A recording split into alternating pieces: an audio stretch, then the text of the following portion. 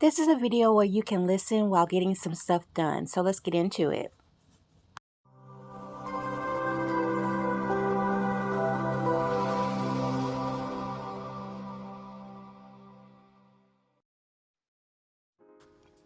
Well, hey guys, it's Nikki here and welcome back to my channel. I hope you're having an amazing day, amazing week, and everything is going great for you.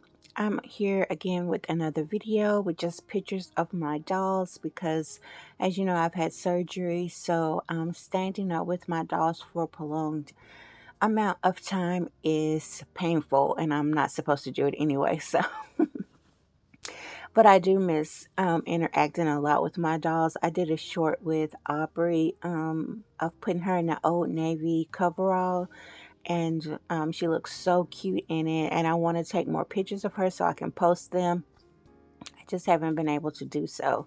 But I wanted to talk about a subject today about mind over matter, and that's just basically placing value on our dolls and not a monetary value. A lot of times we think the doll is a better quality because of the amount we've paid for the doll. But one thing that I want guys to remember is you started this hobby solo. So in the end, the only person's opinion that matters is yours at the end of the day. And the reason why I wanted to talk about this topic because you'll see a lot of first time buyers very disappointed in a doll that they received because they have been looking at other people's dolls. And we do like the dolls for realism. I do. So, yes, I'm going to go after more realism. I do have a cap on what I will spend for a doll.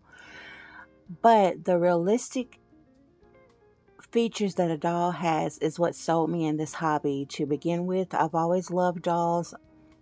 I think they're amazing.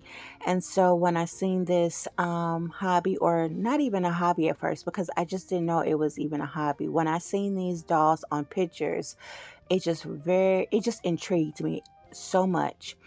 So the realism was a very high priority for me. But the love that I have for my dolls is worth more than what I paid for the dolls. And meaning that, like here for Nora, for instance, she's my first doll, and I place a lot of value with Nora. She may not be worth what somebody would want to spend for her, or pay out on her.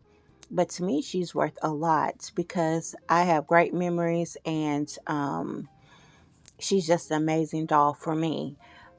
So people, tend to place value on their dolls if the doll gets more likes, if the doll is by a prototype artist or a high-end artist. So when I say high-end artists, those artists that can really capture every detail in that sculpt. The baby looks like it's about to breathe in any second. But a lot of times people can get these very high-end dolls and are not satisfied like they thought they would be. So I think we place, like say for instance, when you do a box opening, I think while we're so happy to get a box opening and so nervous at the same time because we know a lot rides on that box opening, we've seen the pictures, whatever, but when you open that box, it's either going to be a hit or a miss, and not sometimes all the way just a hit or a miss. You may have the baby for a few days and may not have bonded with the baby, or you may have the baby a few days and thought, oh my God, this was better than I could imagine. So box up openings, I think, are very important because once you reveal that doll to yourself, and I'm not saying to others, but to yourself, you pretty much know where that doll is going to be placed in your collection. And that's far as you interacting with the doll, posting the doll, dressing the doll, um, and even maybe eventually selling the doll. So we place a lot of what's the right word? We place expectations for our dolls, basically. We do. And that's okay.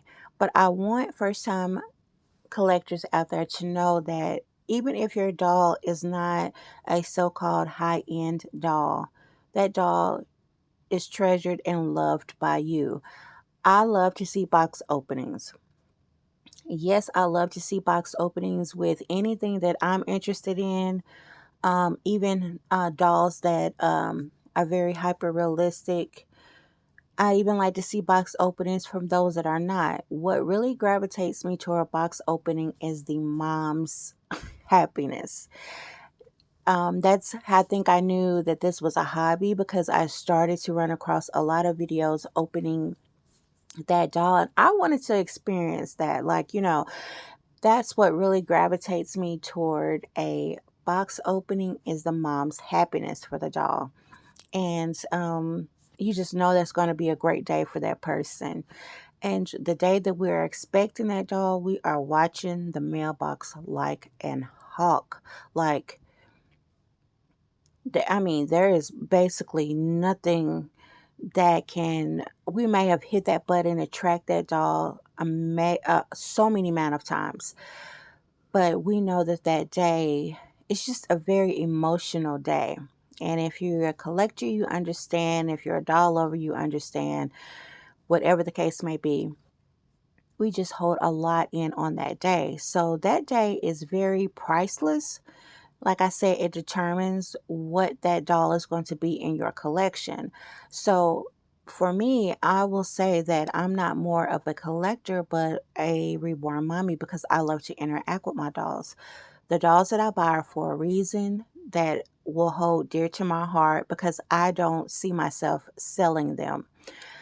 If I was a collector, I probably would like to get a sculpt for a little bit and move on to another sculpt and sell that sculpt to be able to get another one. But I like each doll holds a purpose. So I am on the hunt, guys, for a reborn toddler.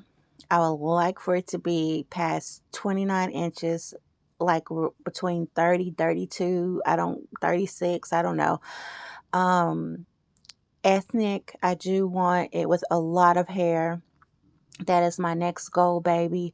I thought that baby was going to come before my full body silicone, but you know what? The tables didn't turned. I'm getting a full body silicone before I get a toddler, and I'm so excited about that. These are two dolls that were next in my line of fire. This is not the good thing, line of fire, but these are two dolls that I was looking for to be in my collection next.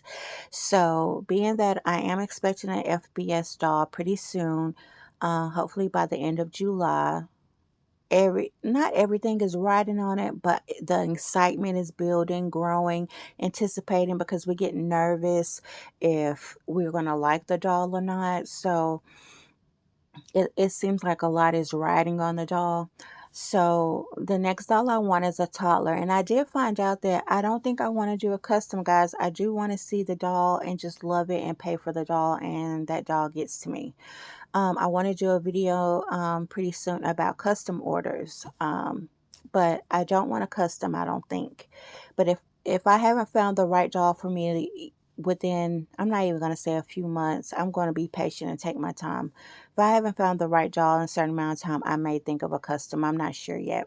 But I would like for people to not place value on their doll as far as monetary, but the value of the love you have for the doll, the love you have for the hobby, the art, and love your doll no matter what anybody else thinks of the doll, whether it is authentic sculpt, whether you bought that doll off Amazon, whether you bought that doll off Walmart.